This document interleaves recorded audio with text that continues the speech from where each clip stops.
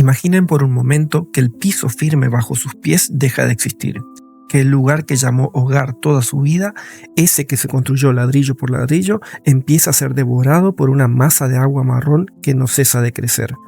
No es una película, no es una pesadilla, es lo que están viviendo desde el 8 de marzo de 2026 cientos de familias en el sur de Tucumán, una provincia que en solo 48 horas recibió el castigo de la naturaleza con la furia de un océano desatado. Para entender la magnitud de lo que ocurrió, hay que remontarse al atardecer del domingo 8 de marzo de 2026. El cielo, que hasta entonces solo amenazaba, se abrió sobre la provincia. No llovía, sino que el agua caía a baldazos, con una intensidad que, según los registros oficiales, acumuló 170 milímetros en pocas horas. Para ponerlo en perspectiva, es como si hubiera caído en un solo día casi todo lo que llueve en un mes entero. Pero la tormenta no se detuvo. El flagelo continuó y el acumulado en 48 horas trepó a cifras descomunales, rozando los 250 milímetros en algunas regiones. La tierra saturada, después de un verano ya de por sí lluvioso, que dejó un acumulado de 800 milímetros, un 70% de la media anual, simplemente dijo basta. No podía absorber ni una gota más. Lo que vino después fue una cuenta regresiva hacia el desastre. Los ríos Marapá y San Francisco, alimentados no solo por la lluvia local, sino también por el agua que bajaba con furia desde las sierras de Catamarca, comenzaron a hincharse como bestias despertando de su letargo. El domingo por la noche, mientras la mayoría dormía, el agua empezó a reclamar lo que quizás siempre fue suyo. El martes por la noche, la localidad de La Madrid se convirtió en el epicentro del horror. Esta población de departamento Graneros vio cómo el monstruo del agua llegaba sin pedir permiso. Las defensas, los canales, la capacidad de drenaje, todo fue superado. El dique Escava, desbordado, soltó su furia sobre las viviendas. Vecinos como Dolores Rosa, de la vecina localidad de Simoca, describieron con la voz quebrada la invasión. El agua me llegó al baño, la pieza, el comedor, entraba por debajo del piso. Su testimonio, recogido por la agencia AFP, refleja la impotencia de ver cómo el esfuerzo de una vida se diluye entre las grietas. Estamos pidiendo agua mineral porque el agua de beber sale negra, agregó, evidenciando que el drama recién comenzaba. Pero si hay una imagen que quedará grabada a fuego en la retina de los argentinos esa semana, es la que llegó desde la ruta 157. Allí, en medio de la noche y la incertidumbre, más de 200 familias, algunas fuentes hablan incluso de 300 familias, se convirtieron en refugiados de la nada. Autoevacuados, con lo opuesto, montaron carpas precarias al costado del asfalto.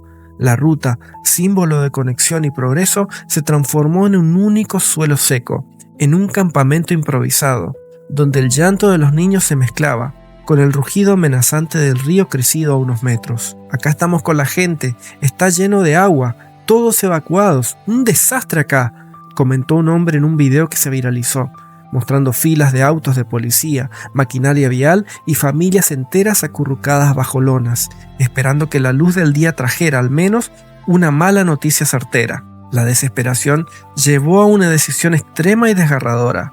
Hubo que partir la ruta. Sí, como lo escuchan, el gobierno provincial, con máquinas sobre orugas, decidió romper el pavimento de la ruta 157 para abrir canales y permitir que el agua que ahogaba al pueblo finalmente pudiera escapar. El secretario de Obras Públicas, Miguel Abaut, sintetizó la crudeza del momento con una frase que hiela la sangre. En este momento, lo principal es asistir a la gente, porque no se puede hacer mucho más que eso. Mientras las topadoras abrían heridas en el asfalto, las heridas en el alma de la gente recién se abrían. El sur de la provincia quedó paralizado. Ciudades como Juan Bautista Alberdi, Concepción, Simoca, Graneros y Río Chico se convirtieron en espejos gigantes donde el cielo refleja su furia. Las rutas 38, 304, 308 y 334 fueron cortadas por derrumbes, árboles caídos o agua sobre la calzada. En la ruta 338, el barro lo tapó todo. En medio del caos, la solidaridad y el dolor caminaban de la mano. Una vecina de La Madrid, con el agua ya dentro de su casa, no pudo contener sus lágrimas frente a las cámaras de TN. Con esta mujer, buen día, señora, si se puede decir buen día. ¿A dónde es su casa? Ahí en el portón celeste que se ve ahí. Ay, Se va a ir Dios. toda el agua, nos va a tapar la casa seguramente. Y me duele porque todo lo que han construido mis padres se va a llenar de agua. Explicaba ¿Cómo por fue? qué muchos rechazaban ser llevados a refugios más seguros. Muchos eligen no tomar esos colectivos porque se quedan cuidando sus pertenencias. ¿Cómo culparlos? Es como querer abandonar a un ser querido en su lecho de muerte. Pero quizás el testimonio más escalofriante es el que nos obliga a ponernos en los zapatos del otro. Fue el de Dolores Rosa, la vecina de Simoca. Con la voz entrecortada le confesó al canal C5N lo siguiente: anoche lloré de bronca porque tengo a mi hijo discapacitado con problemas del corazón. Si le pasa algo, tengo que salir con él y está todo lleno de agua. Esa es la verdadera dimensión del desastre, no solo números de evacuados o milímetros caídos. Es el miedo de una madre que no puede huir, en la incertidumbre de familias que lo perdieron todo y ahora duermen en una carpa al lado de una ruta, con la mirada perdida en un horizonte de agua. La furia del temporal no discriminó.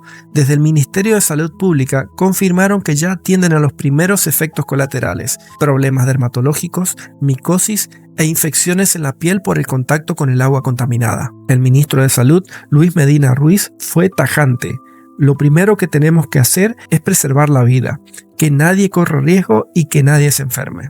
El gobernador Osvaldo Jaldo, visiblemente afectado tras recorrer la zona cero de la Madrid, declaró: la gente nunca ha vivido una situación de estas características. Todos con quienes hablamos sostienen que la cantidad de lluvia que ha caído en tan poco tiempo nunca la vieron. La provincia se paralizó por completo. Por resolución ministerial se suspendieron las clases en todos los niveles, públicos y privados, hasta el viernes 13 de marzo. No solo por el riesgo de trasladar a los chicos, sino también para evaluar los daños en los propios edificios escolares, muchos de los cuales fueron reconvertidos en centros de evacuados. Al momento de grabar este video, la alerta meteorológica persiste. El Servicio Meteorológico Nacional mantiene su advertencia. Se esperan más tormentas y el miedo de los vecinos del sur tucumano es que el agua, que apenas empezaba a ceder, vuelva a crecer.